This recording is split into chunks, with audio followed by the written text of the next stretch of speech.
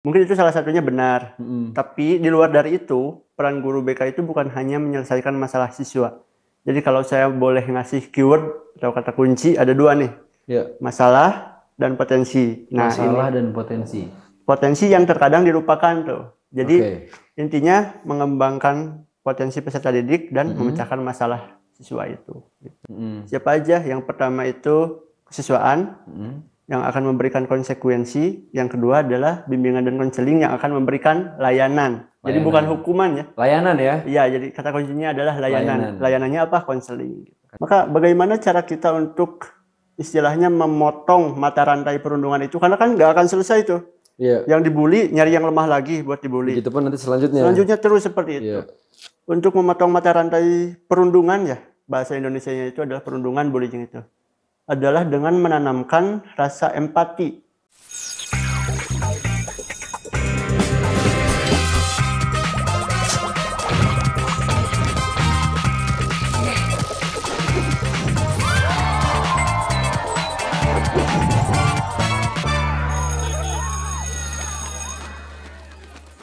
Halo semuanya, balik lagi sama saya Valdo di Ruang BK Bicara Kebaikan bersama saya. Dan di sebelah saya sudah ada Pak Saldi sebagai pemilik Ruang BK ini. Tepuk tangan dulu dong. Ya, kenapa saya bilang beliau ini pemilik? Karena sebenarnya yang jadi guru BK di sini adalah beliau. Izin pakai namanya Pak ya, jadi Iya. bicara kebaikan ya. Karena memang kan BK itu adalah ruangan yang sebenarnya sangat dihindari ya sama gitu. setiap murid dulu ya. Zaman Iya. saya SMP, SMA dulu masuk ruang BK itu kayak masuk kantor ini apa penyidak gitu. Kesannya kayak menyeramkan kayak Gitu ya. selalu di ini. Ya dulu ya. Iya. Tapi nggak tahu sekarang ini kan sudah berapa tahun berlalu gitu kan. Emang bener Pak? Ya, memang banyak sekali pandangan-pandangan atau paradigma terkait dengan BK itu adalah menyeramkan gitu. Atau ada kata lain polisi sekolah, tukang marah-marah dan lain sebagainya. Nah iya. Karena mungkin yang pertama, kenapa BK dipandang sebagai polisi sekolah itu biasanya guru BK itu berperan ketika ada masalah dari siswa gitu. Nah, mungkin itu salah satu peran yang dianggap sebagai polisi sekolah. Tapi sebenarnya mungkin itu salah satunya benar. Tapi di luar dari itu, peran guru BK itu bukan hanya menyelesaikan masalah siswa. Jadi kalau saya boleh ngasih keyword atau kata kunci, ada dua nih. Ya. Masalah dan potensi. Nah, masalah dan potensi. Potensi yang terkadang dilupakan tuh. Jadi intinya mengembangkan potensi peserta didik dan memecahkan masalah siswa itu. Gitu. Kalau untuk di lingkungan boarding school, apakah hanya dua itu aja? Atau ada peran lain? Ya, intinya sih dimanapun lingkungannya, terus di satuan pendidikan ya. Iya. Kita berbicara soal satuan pendidikan ya, tupoksinya memang dua itu. Tapi dua itu antara potensi dengan masalah ini terbagi ke dalam 4 bidang. Nah ini lebih spesifik lagi nih penjelasannya. Apa aja sih 4 bidang itu? Pribadi, sosial, belajar, dan karir. Kalau saya sih lebih senangnya menyebut dengan PSBK gitu, pribadi, sosial, belajar, dan karir. PSBK. Ya, nah kita itu melihat dari peserta didik itu potensi dari keempat bidang itu apa dan masalah dari keempat bidang itu apa gitu. Kalau potensinya berarti siap untuk dikembangkan dan masalahnya siap untuk diselesaikan gitu, dibantu untuk menyelesaikan masalah itu. Biar lebih ke gambar mungkin gini, contoh saya adalah murid yang bermasalah nih Pak di sini kan. Memang bukan contoh sih itu, memang dari dulu juga bermasalah. Oh gitu, realnya. Real itu. Realnya juga bermasalah dulu. Tapi enggak nakal-nakal banget. Dulu misalnya nih saya hobinya adalah bikin graffiti di meja pakai tip X misalnya. Udah diingetin sama guru kelas, masih aja misalnya. Akhirnya sampailah saya ke ruang BK. Nah ini Bapak menyikapi saya tuh kayak gimana Pak? Oke, yang pertama kita coba lihat dari sudut pandang peraturan ya. Karena nyoret-nyoret meja itu kan kira-kira benar gak? Nggak juga kan? Nah itu yang pertama. Artinya memang kita harus memberikan layanan kepada peserta didik. Ada 2 jenis layanan, bimbingan dan konseling. Kalau Valdo itu diberikan layanan konseling. Kenapa? Karena masalahnya sudah terjadi. Masalahnya sudah terjadi. Ya, jadi konseling itu lebih ke bersifat kuratif atau pengentasan. Kalau masalahnya belum terjadi itu lebih ke layanan bimbingan. Jadi kalau misalkan coret-coret meja nih, ada aturan aturannya itu jangan coret-coret meja. Maka yang bertindak di sini ada 2. Siapa aja? Yang pertama itu kesiswaan yang akan memberikan konsekuensi. Yang kedua adalah bimbingan dan konseling yang akan memberikan layanan. Jadi bukan hukuman ya. Layanan ya? Iya, jadi kata kuncinya adalah layanan. Layanannya apa? Konseling. Konseling. Oke. Kan sekarang kan apa bahasanya refleksi gitu ya? Ya, kenapa tuh? Nah itu apakah hal yang sama juga diterapkan di ruangan BK sebagai guru BK juga? Refleksi dalam tadi saya nyoret nih. Terus tadi kan layanannya itu dalam bentuk apa, Pak? Apakah nasihatinkah atau dikasih konsekuensi kah atau gimana tuh? Jadi layanan konseling itu banyak sekali tekniknya. Ada CBT, Cognitive Behavioral Therapy, ada CCT, Client Centered Therapy, ada katarsis dan lain sebagainya. Yang pertama brand. Katarsis. Brand itu. Itu brand. Oh, brand. Itu gitu brand. Ya. Ada brandnya juga. Katarsis kalau dalam BK itu lebih ke menyediakan ruang untuk bercerita sih. Oh, oke. Nah, kembali lagi yang pertama yang harus dilakukan adalah menjalin kedekatan secara emosional dulu dengan peserta didik gitu. Pertama itu yang paling penting.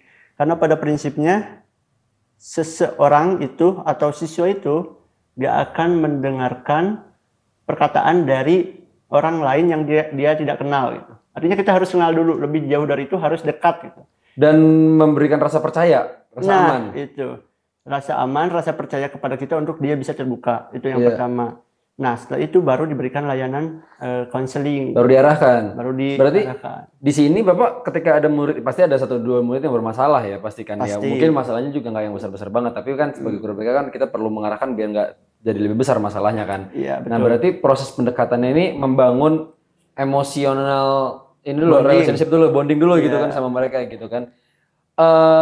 Pernah ada yang sulit nggak sih Pak kayak gitu-gitu? Aduh, Indonesia udah masuk dengan berbagai cara. Ada ya? Ada. Memang siswa itu unik ya. Beda-beda. Ada yang mungkin satu frekuensi akan lebih sulit, akan lebih mudah tuh.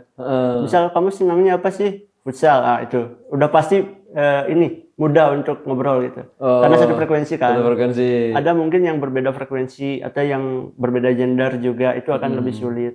Iya kan kalau di sini kan BK-nya kan ikhwan-ikhwan, akhwat-akhwat. Ya. Terpisah. Nah, alhamdulillahnya kan kita kalau masalah gender udah teratasi itu Pak ya. Karena kan kesulitan mungkin untuk curhat juga keterbatasan ruang dan tempat juga dan waktu ya khususnya kan. Kalau yang laki-laki nih Pak, pernah ada yang suka-suka curhat nggak sih Pak kadang-kadang Bapak?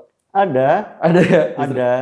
Apalagi siswa baru tuh. Iya. Karena mereka kan beberapa ada yang baru tinggal di boarding ya, pesantren.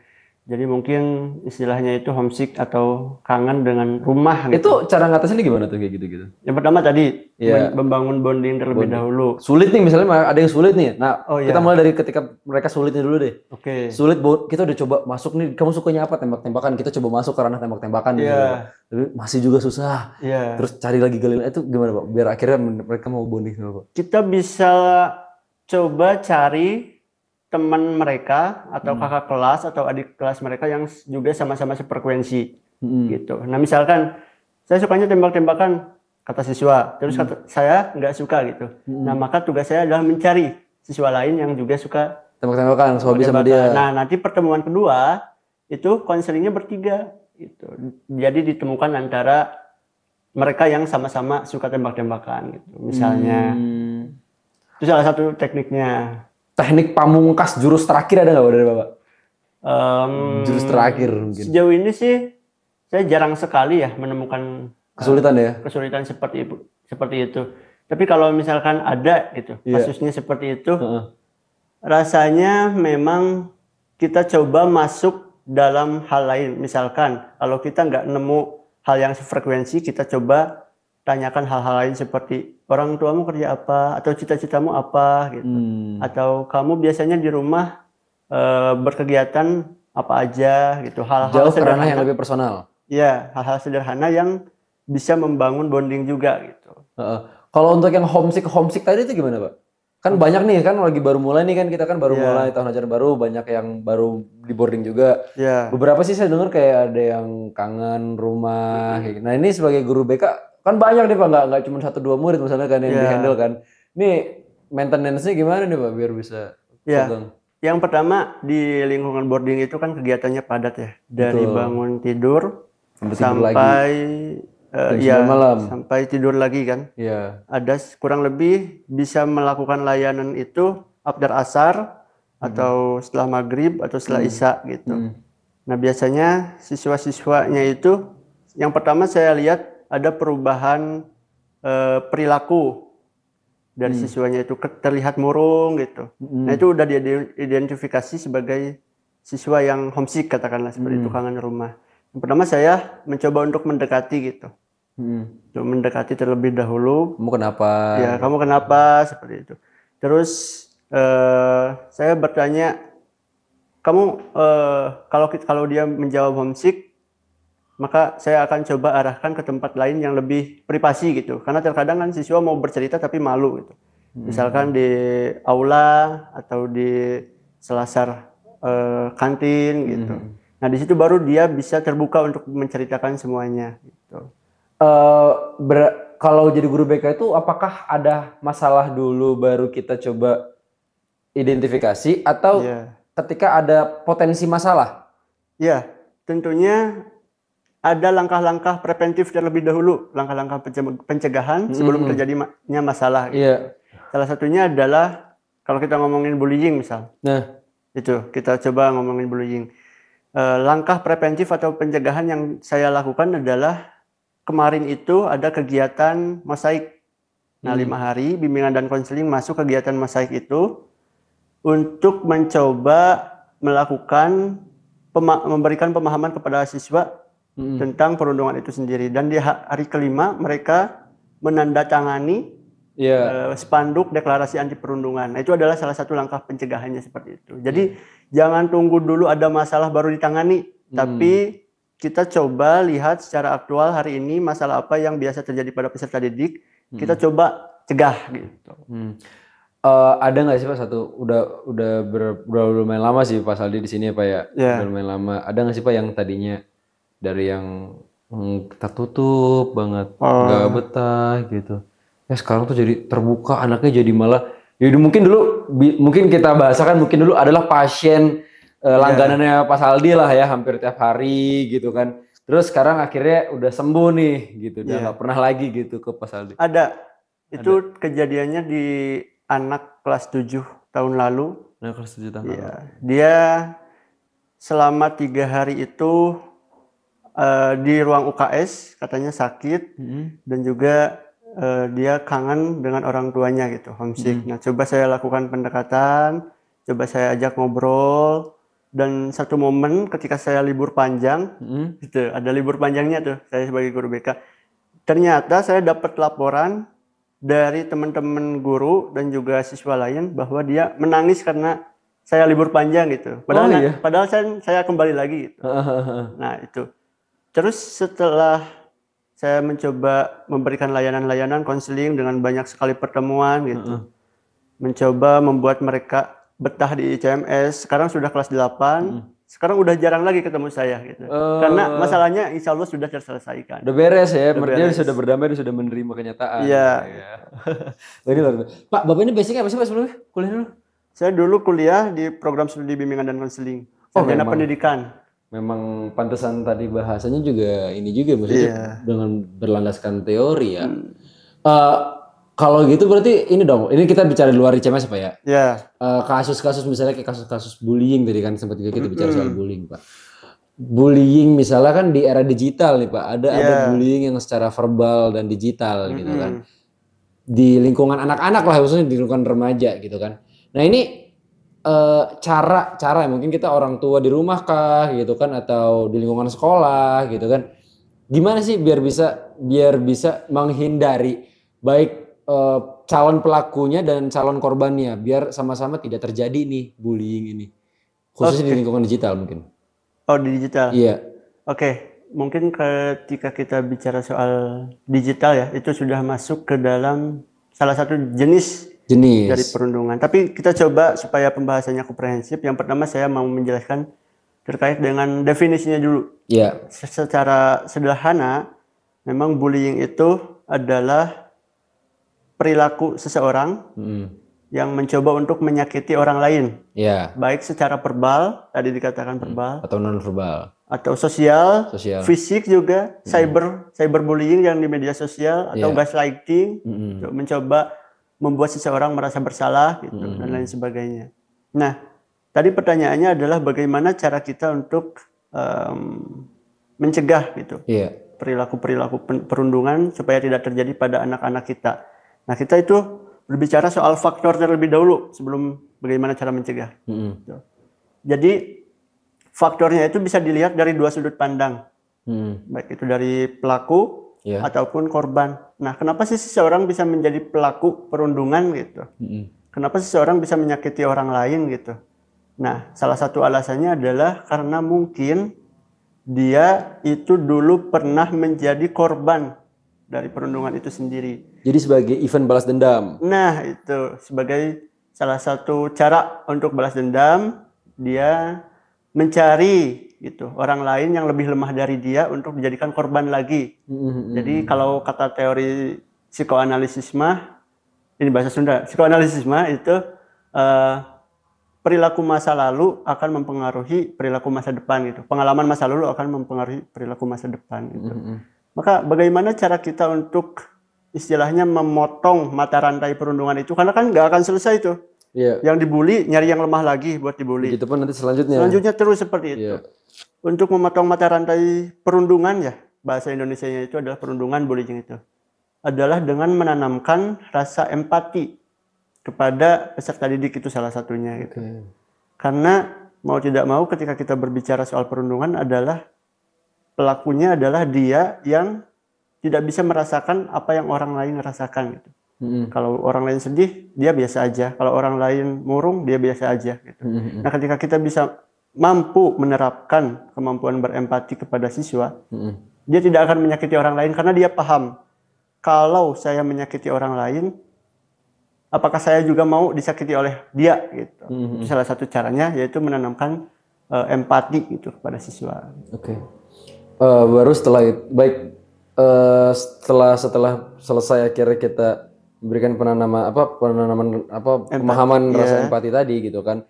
Berarti kan langkah selanjutnya kan bukan hanya sebatas memberikan pemahaman aja dong, Pak. Ya kan, apalagi kan di ranah digital kan ruangnya kan ruang privasi banget ya, maksudnya kita nggak bisa masuk ke akunnya mereka masing-masing untuk membatasi story-storynya mereka atau konten-kontennya mereka gitu kan, atau komentar-komentar mereka gitu kan.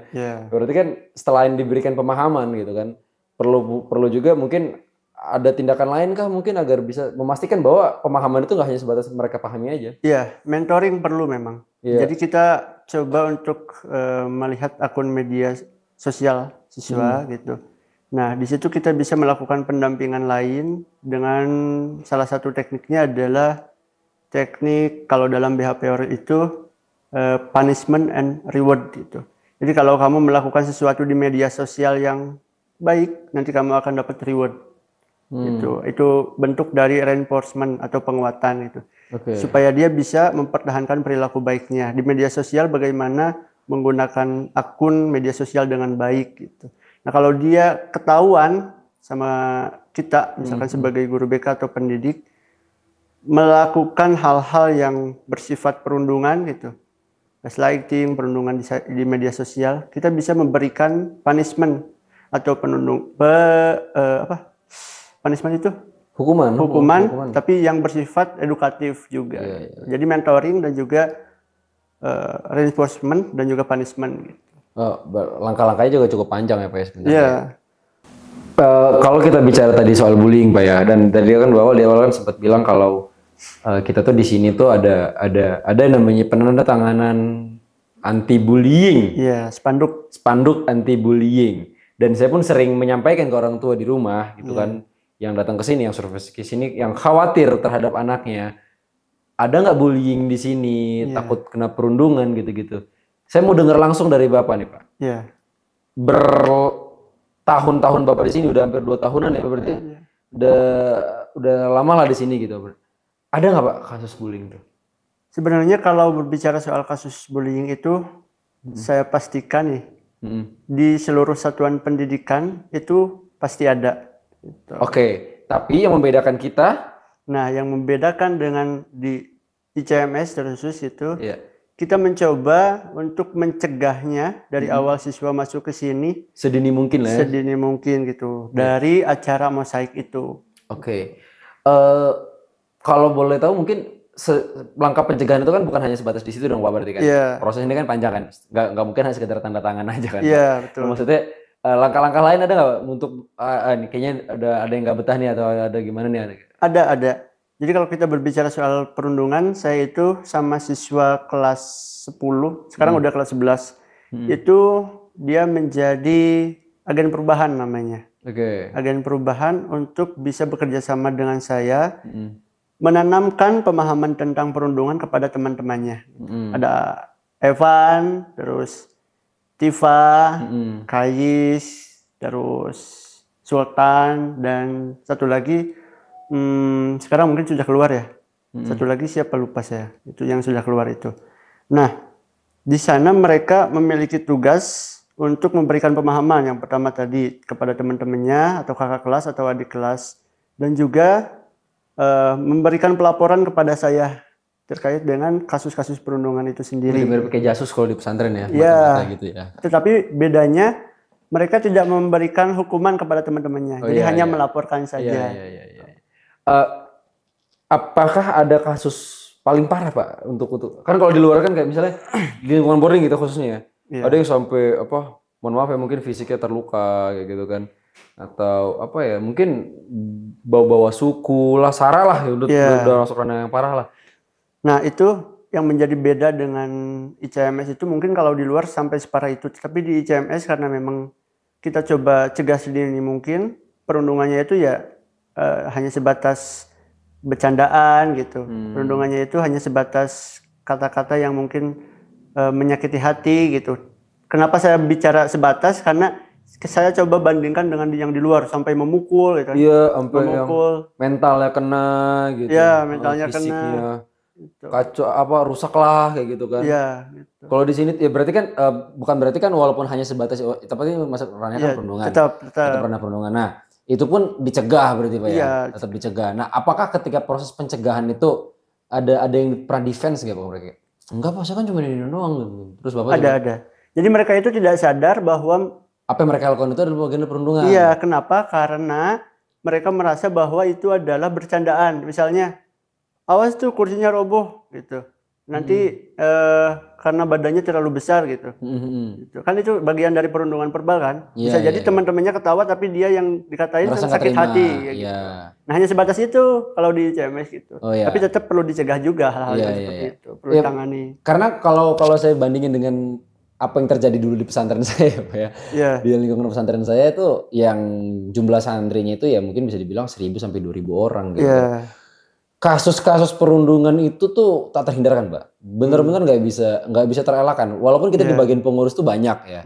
Tapi tetap nggak bisa kekontrol gitu. Dan ada aja gitu kan adik-adik di bawah kita tuh yang tiba-tiba ke ruangan kita, ke kamar kita tuh nangis. Udah biru aja pipinya. Oh nggak sampai gitu.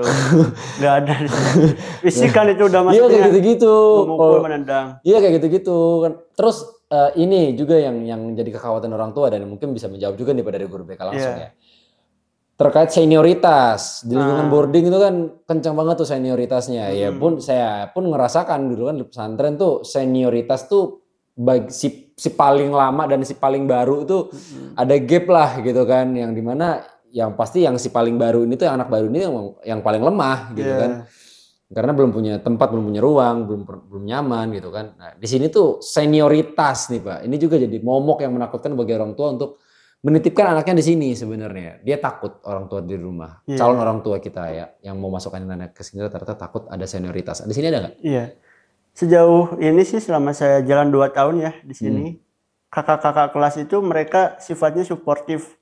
Iya. 5 hari kan itu mosaik ya. Iya. Dan itu dikelola sama kakak-kakak kelas, sama OSIS. Dan saya coba observasi, justru mereka itu membantu. Ini kan sekolah inklusi ya, ada beberapa anak yang ABK gitu.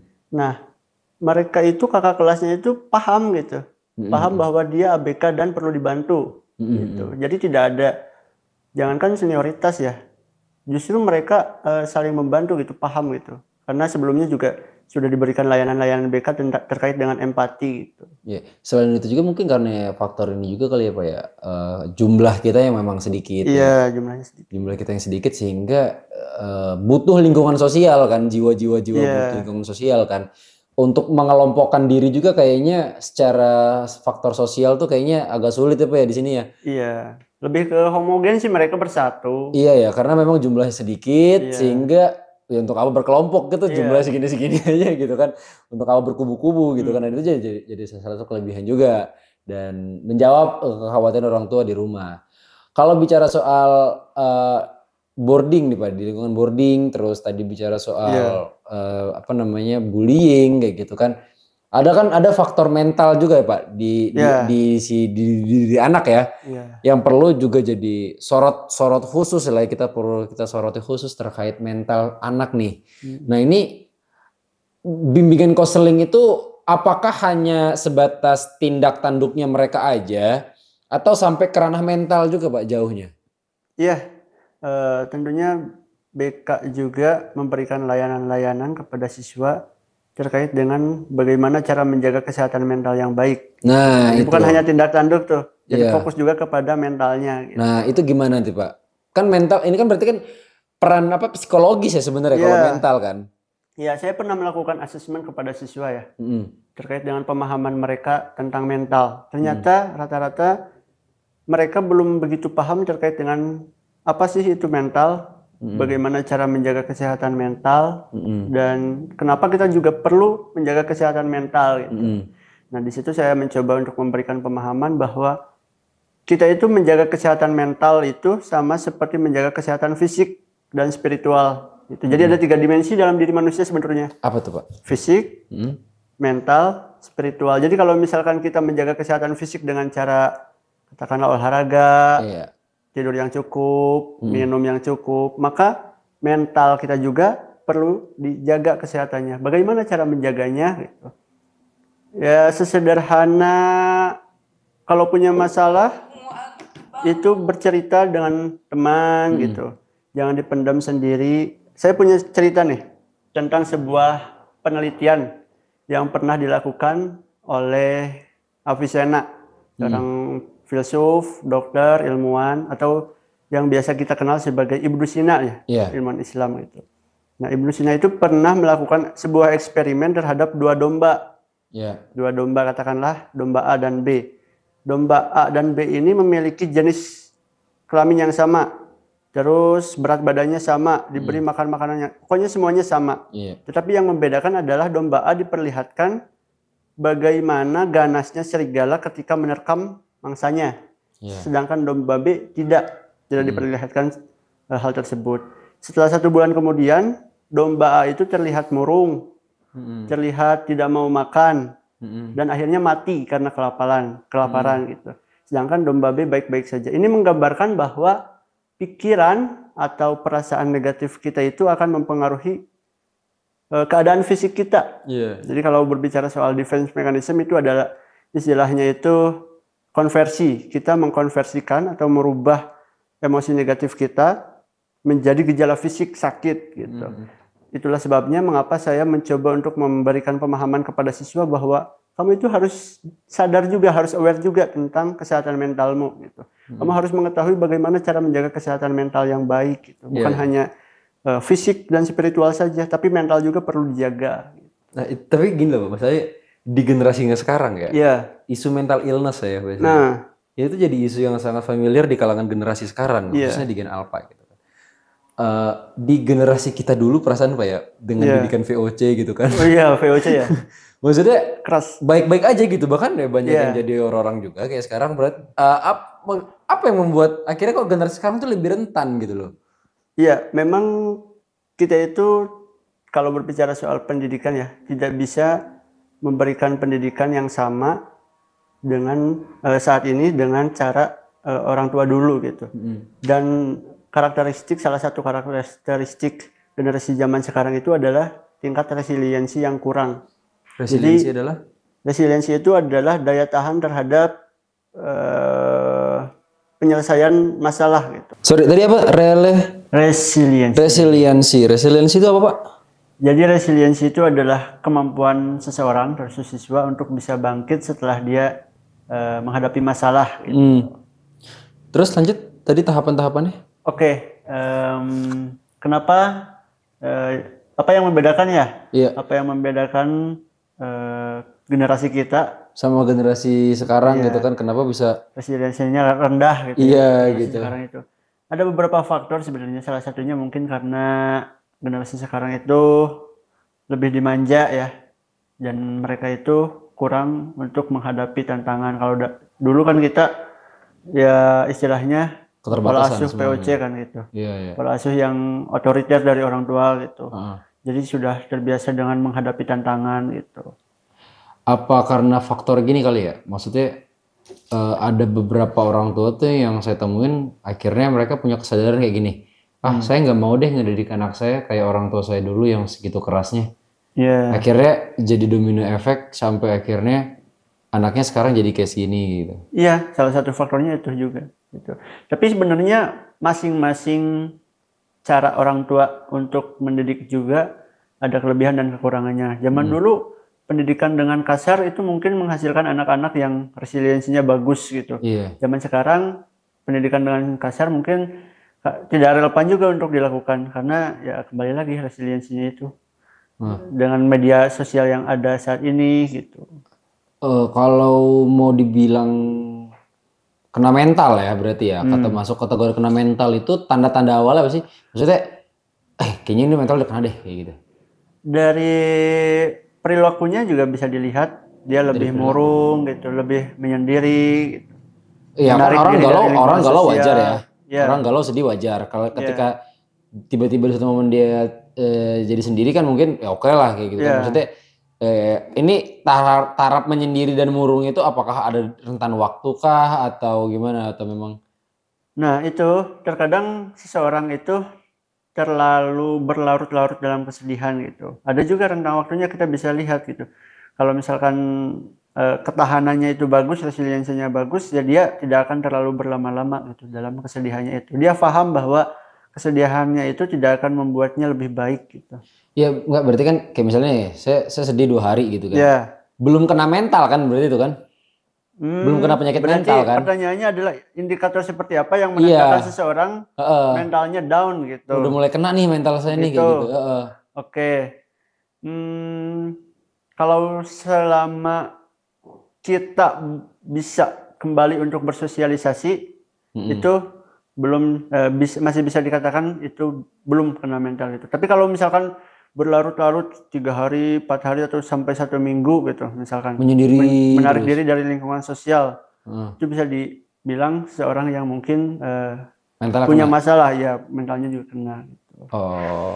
Berarti ya enggak, kan banyak tuh yang sekarang tuh di sosial media gitu kan anak-anak ya yang seumuran kita bahkan yang di bawah kita gitu kayak duh mental gue udah kena nih gitu.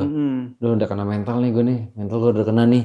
Soalnya gue gara-gara di kantor atau di sekolah kayak gitu. Berarti kan ketika mereka masih bisa berinteraksi dengan lingkungan sosial, walaupun taraf kesedihan yang gak main-main kayak gitu kan, berarti itu belum mental illness dong berarti? Belum itu. Belum ya? Belum. Jadi indikatornya overclaim aja mereka berarti ya? Ya indikatornya kita bisa lihat aja. Kalau misalkan dia udah nggak sama sekali nggak bisa untuk berinteraksi dengan teman-temannya, benar-benar menyendiri dalam jangka waktu yang panjang, nah itu bisa disebutkan atau indikasi dari kesehatan mental yang kurang gitu, down mentalnya. Iya. Kalau misalnya ada anak-anak siswa misalnya, katakanlah di sini mungkin, dia secara mental kena mungkin, tapi ada pengalaman nggak sebelum kayak gitu-gitu? Yang mentalnya mungkin kena akhirnya jauh dari teman-temannya. Sejauh ini sih belum ada ya. Belum ada. Mudah-mudahan tidak ada. Semoga aja nggak ada. Tapi kalau misalnya ada nih Pak, ya kan, ini mungkin penanganannya kayak gimana Pak biasanya? Terisolasi. Kita coba untuk memberikan teknik, salah satunya adalah dengan banyak teknik ya Pak? Iya. Apa nih? Teknik konseling dengan mindfulness, teknik grounding. Itu berkaitan dengan kelima indera kita. Jadi teknik grounding 5, 4, 3, 2, 1. Gimana kan? 5, 4, 3, 2, 1. Iya, 5, 4, 3, 2, 1. Iya. Itu kita kan punya 5 indera ya. Iya. Ada indera pendengaran, ada indera penglihatan, Iya. ada indera peraba, penciuman, dan Perasa. perasa gitu. Nah, kita mencoba untuk menggunakan kelima indera tersebut supaya kita bisa hadir di sini dan sekarang. Nah, kata kuncinya Gimana tuh, adalah gimana? here and now gitu. Kata kuncinya adalah here and now. Oke. Bagaimana caranya? Misalkan coba dengarkan 5 hal yang kamu bisa dengarkan saat ini. Misalnya suara burung berkicau, suara guru menjelaskan, suara kalau lagi makan berarti suara sendok makan gitu. Jadi kita coba mindful menghadirkan diri kita dalam kondisi saat ini dan sekarang itu, supaya kita bisa mengalihkan pikiran-pikiran negatif yang membuat kita mental down itu menjadi pikiran-pikiran yang realistis pada saat ini gitu. Terus 5, terus 4, apa yang bisa kita lihat gitu. 4 hal yang bisa kita lihat, misalkan pohon, jendela, terus teman-teman atau guru.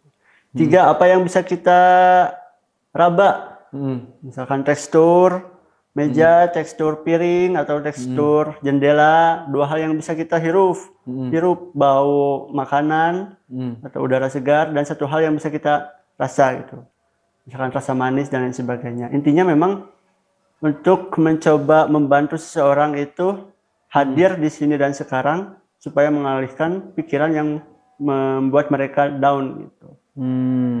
Oke.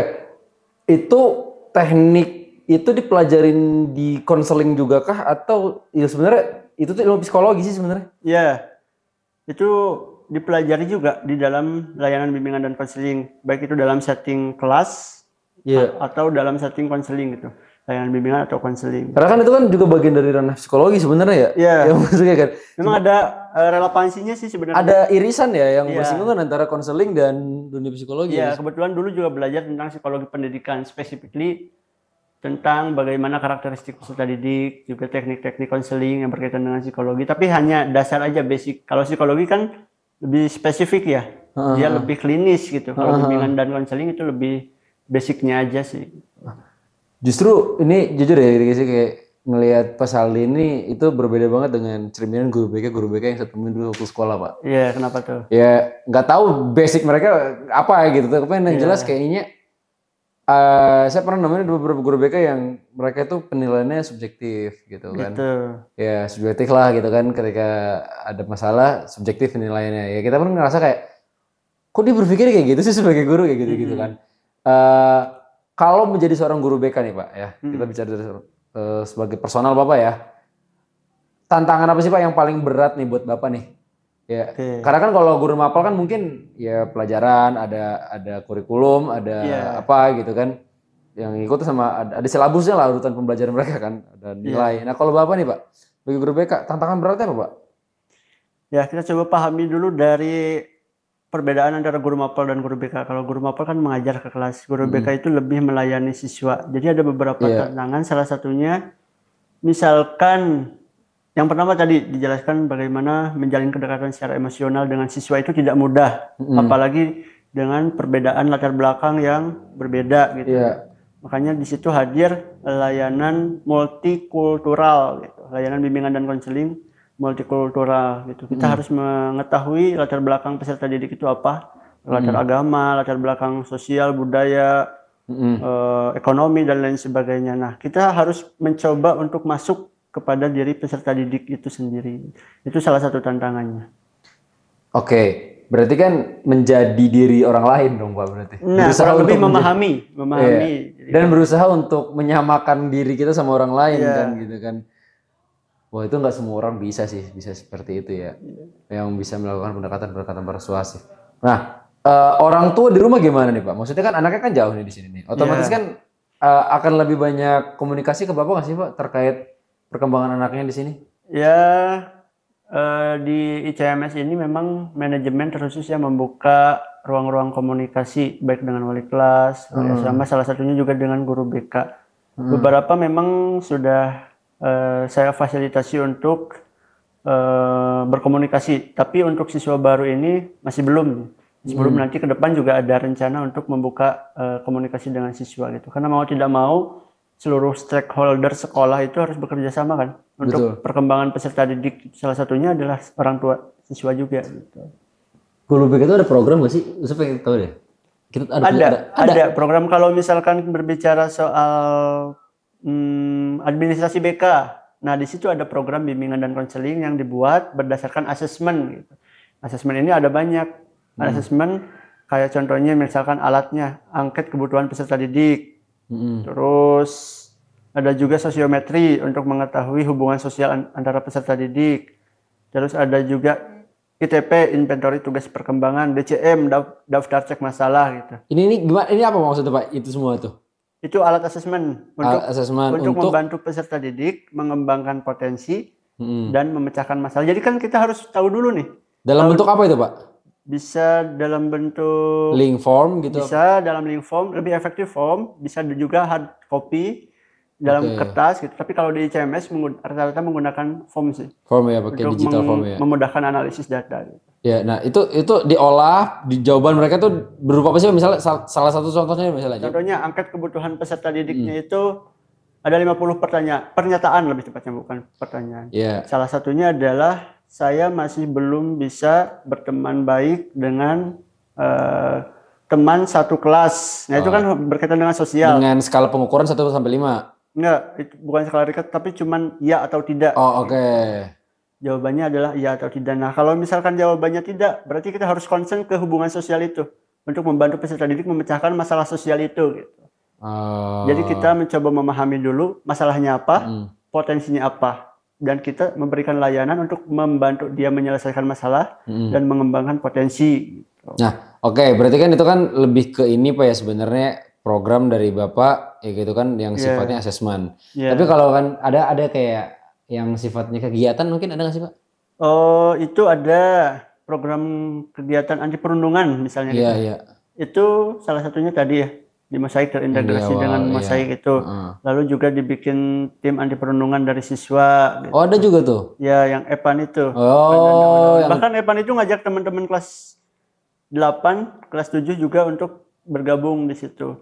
Rencana ke depan, ini baru rencana, mudah-mudahan bisa matang ya. Kita akan mencoba menghadirkan narasumber untuk memberikan materi-materi berkaitan dengan perundungan yang lebih komprehensif gitu. Oh sekalian Pak ntar narasumbernya dibilangin. Buat podcast juga di sini. Insya Allah. Mudah-mudahan ya. Ya gitu. Jadi ntar bisa sekalian kita publish ke sosial media juga ilmu yang bisa disampaikan. Jadi kita juga terintegrasi dengan kesiswaan tuh. Karena guru BK bekerja sama dengan kesiswaan untuk memantau peserta didik siapa nih yang nanti peserta didik dikasih poin 100. Siapa yang melanggar aturan, poinnya berkurang. Nanti dikasih sistem reward gitu ya. Ya, konsekuensinya apa gitu. Kalau poinnya bagus nanti dikasih reward gitu. Benar. Mau dikasih pin atau dikasih ya semacam souvenir gitu. Iya. Bekerja sama dengan kesiswaan juga. Kalau pesan Bapak nih Pak ya untuk orang tua di rumah Pak mungkin sampai sekarang gitu kan ada yang masih ragu untuk menitipkan anaknya di pesantren atau di boarding. Apa Pak? Baik. Beberapa orang tua itu merasa berat ketika menitipkan anaknya di pesantren. Pesan saya adalah cobalah untuk bersikap ikhlas gitu. Cobalah untuk bisa percaya kepada kami di sini sebagai pendidik dan mencoba untuk bisa terbuka dengan kami terkait dengan kondisi anaknya. Kenapa? Karena mau tidak mau yang sebenarnya terjadi adalah kalau di sini siswa baik, senyum, salam, sapa, sopan santunnya, pokoknya karakternya baik. Tapi ketika di dalam keluarganya itu karakternya buruk, maka buruklah dia. Gitu. Artinya memang saya harapkan orang tua itu bisa terbuka kepada kita. Kalau anaknya seperti ini ya udah terbuka aja. Tentunya dengan tujuan untuk perkembangan anak kita sama-sama gitu. Terakhir dari saya Pak, mungkin Bapak bisa sebutkan 3 hal Pak tentang situasi, singkat aja ya, 3 hal situasi lingkungan di CMS itu kayak gimana sih Pak untuk meyakinkan orang tua yang mau masuk? Suportif, nyaman, mungkin nyaman lebih umum ya. Suportif, terus agamis, Terus barat. Barat. Iya, barat. Barat apa barat? Jadi barat itu lebih ke, maksudnya bukan barat ya, internasional. Jadi kita belajar tentang bahasa-bahasa di luar bahasa Indonesia gitu. Oke, sip, terima kasih banyak Pak ya atas waktunya udah Sama-sama. ngobrol bareng sama kita. Semoga ini jadi ini ya wawasan untuk orang tua yang sudah memasukkan anak ke sini dan yang akan memasukkan anak ke sini, bahwa kita punya guru BK yang luar biasa, punya program-programnya dan sangat sabar dalam mendidik dan membimbing gitu ya setiap anak-anak ayah bunda. Terima kasih Pak Saldi, terima kasih atas waktunya. Terima kasih yang sudah nonton, jangan lupa di like, comment, subscribe. Sampai berjumpa lagi di Ruang BK episode selanjutnya.